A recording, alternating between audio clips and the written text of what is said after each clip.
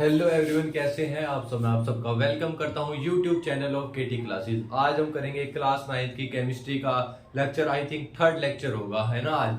आज लेक्चर होगा थर्ड। हम पढ़ेंगे characteristics of matter. I think 3 characteristics हमने पढ़ लिया, आज 4th कैरेक्टरिस्टिक्स की बारी है। Characteristics of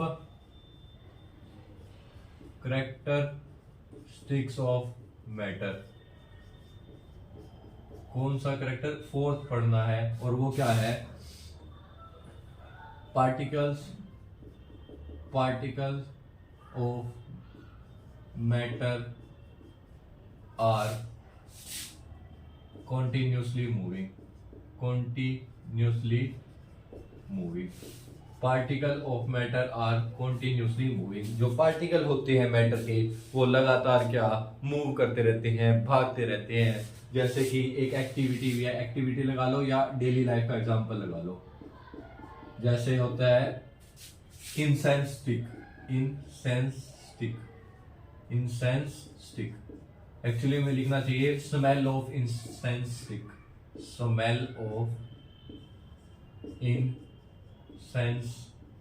stick.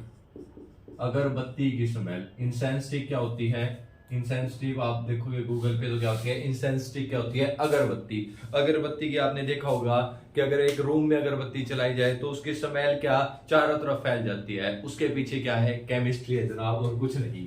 एक्चुअली में होता क्या है? जो ये इंसेंस स्टिक ऐसी होती है, अगरबत्ती ऐसी होती है ना, अगरबत्ती ऐसी होती है सॉलिड स्टेट में। जब हम इसको बंद करते हैं तो इसके यहां से क्या निकलते हैं? वेपर्स निकलते हैं ना। क्या निकलते हैं? वेपर्स निकलते हैं। समझना जरा ध्यान से, क्या आप समझाना चाह रहा हूं। वेपर्स निकलते हैं और इसके बाहर क्या है? एयर प्रेजेंट है। इसके बाहर क्या प्रेजेंट है? एयर प्रेजेंट है। अब क्या होता है जनाब, ये वेपर क्या होते हैं? हाई स्पीड में होते हैं। वेपर हाई स्पीड में होते हैं और ये एयर भी क्या होती है? हाई स्पीड में होती है, मतलब मूविंग स्पीड में होती है। ये भी मूव कर रही है और वेपर भी हाई स्पीड होते हैं। सबसे पहला काम क्या होता है? Intermixing of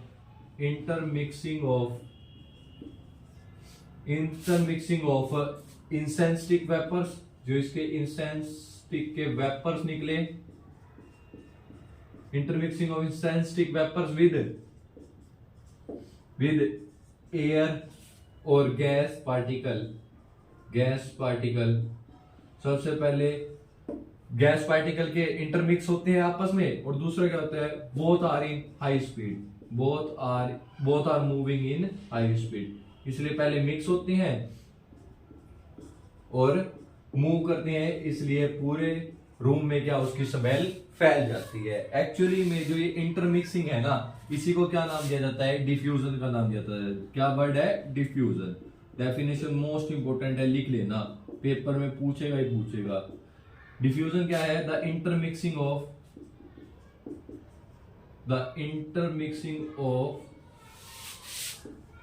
two substance without any external force. बिना किसी एक्सटर्नल फोर्स के अगर कोई भी सब्सटेंस आपस में मिक्स हो रहे हैं तो उस प्रोसेस को नाम दिया जाता है क्या? डिफ्यूजन। उस प्रोसेस को नाम दिया जाता है क्या? डिफ्यूजन। ये तो एक्टिविटी थी कि वो मूविंग नेचर के हैं, लेकिन जो उसका मिक्स होना, इधर से ही वर्ड आया, mixing of the two particle with each other.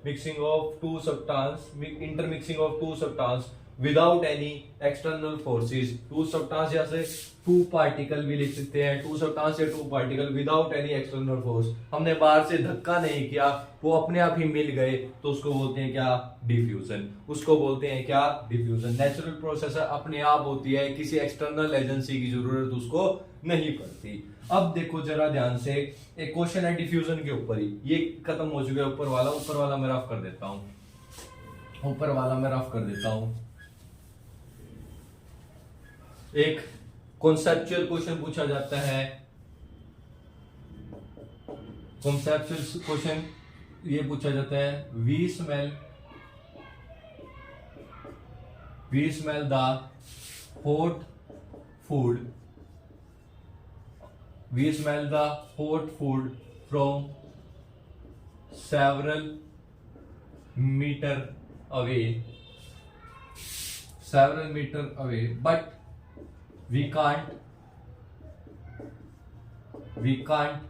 smell, बड़ा इंपॉर्टेंट क्वेश्चन है ये भी, we can't smell cold food at same distance,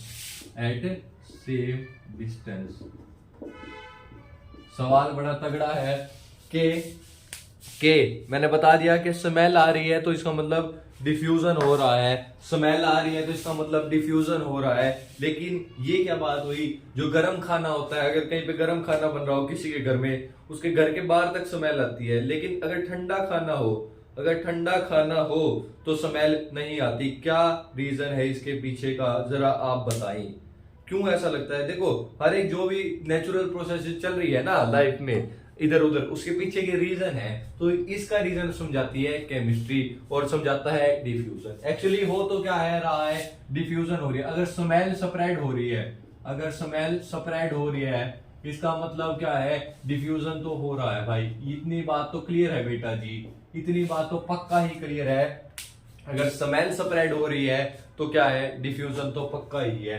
अब सवाल इतना है कि एक बार क्या है, हॉट फूड है, एक बार हॉट फूड है और एक बार कोल्ड फूड है। हॉट फूड का मतलब है, समझना जरा ध्यान से, वहां पे टेम्परेचर क्या है, ज्यादा है, टेम्परेचर क्या है, हाई है, सही बात है। और कोल्ड फूड का मतलब क्या है, ठंडे खाने का मतलब क्या है, वहां पे टेम्परेचर क्या है, लेस है। और एक बात सीधी क्लियर है, अगर टेम्परेचर हाई है और डिफ्यूजन वहां पे क्या हो रही है, फास्ट हो रही है। यहाँ पे डिफ्यूजन क्या फास्ट हो रही है, टेम्परेचर लेस है तो डिफ्यूजन भी क्या है, यहाँ पर स्लो है। क्यों ऐसा है, क्यों फास्ट हो रही है, क्यों स्लो हो रही है, जरा ध्यान से देखना, नीचे समझाता हूं इसके। बड़ी इंपॉर्टेंट कहानी है। देखो, जैसे ही मैं टेम्परेचर को इंक्रीज करता हूं, जैसे ही मैं टेम्परेचर को बढ़ाता हूं ना, टेम्परेचर को इंक्रीज करता हूं, होता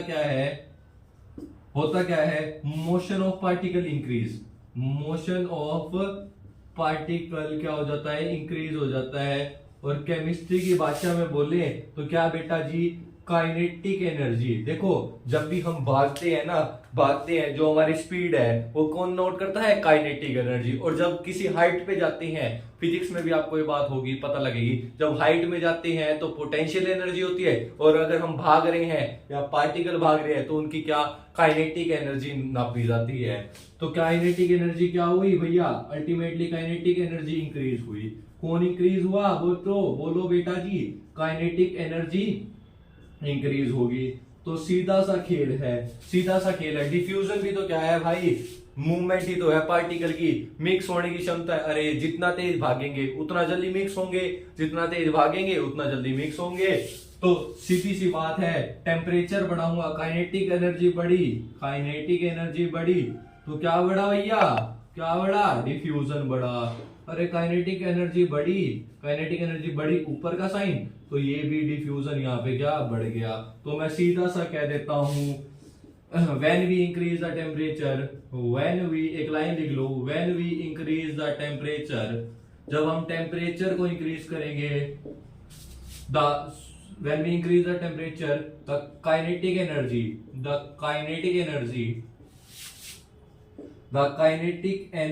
of particle will increase, so increase, that's why इतने बात क्लियर है। सो